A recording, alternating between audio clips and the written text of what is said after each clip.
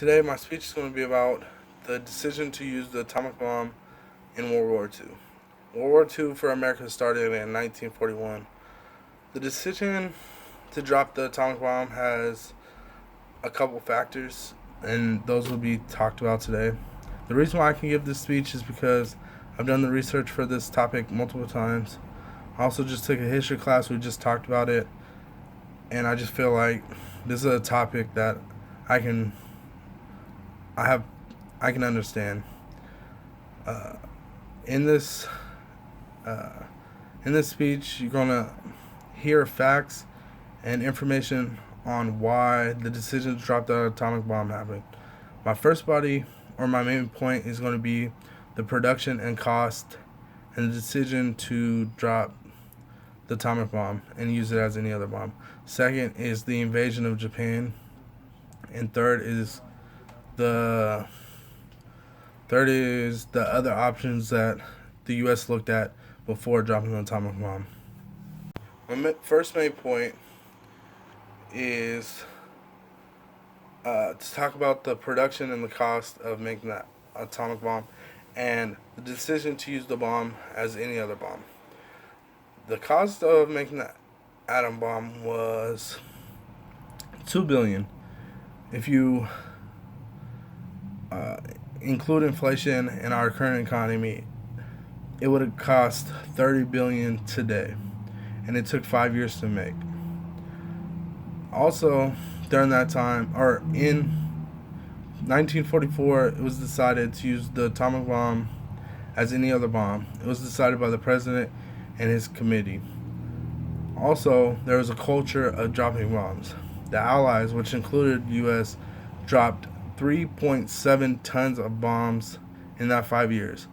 That would that would be the equivalent of 27,700 per day. And these facts came from Hall, Browning, and I think that's it.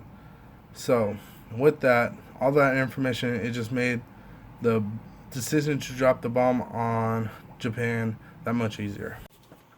So, my second main point is the invasion of Japan and what would happen if that plan went to fruition.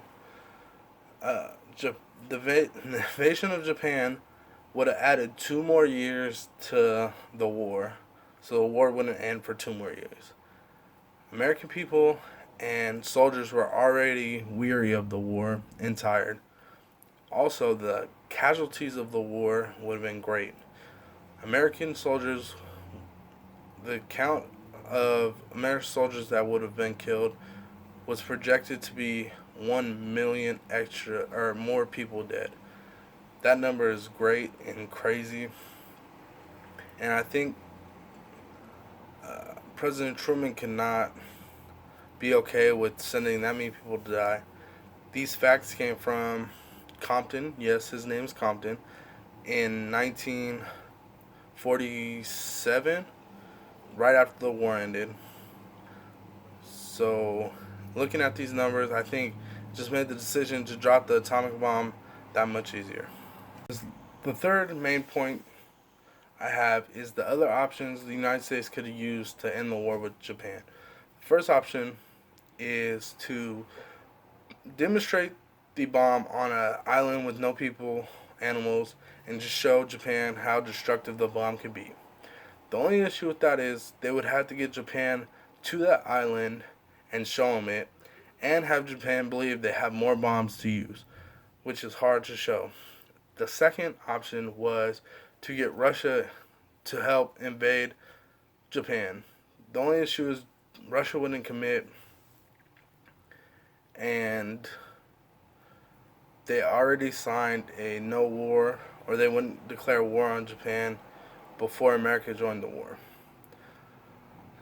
Third option is to tell Japan they're going to drop the war, then have Japan evacuate everybody, and then drop it, show the destruction of the bomb. But Japan then could move POWs, prisoner of wars, American soldiers into that city. Then U.S. can show it, and the war continues. The last option was to negotiate with Japan on a surrender and allow them to keep their emperor. But the only thing is, before the U.S. joined the war, they decided that the only way the war would end is an unconditional surrender, which means that there's no agreement, discussions on the war. There's no terms to be agreed on. You just surrendered. And Japan wasn't ready to do that. So I think looking at all these options, the only real option was to drop the atomic bomb and end the war quickly and with no casualties. So this speech was just to have facts, to show the decision the American government had to make about dropping the atomic bombs on Japan to end the war. This is one of the most controversial decisions that the United States ever had to make, but I think it's one that was the only option they could have made.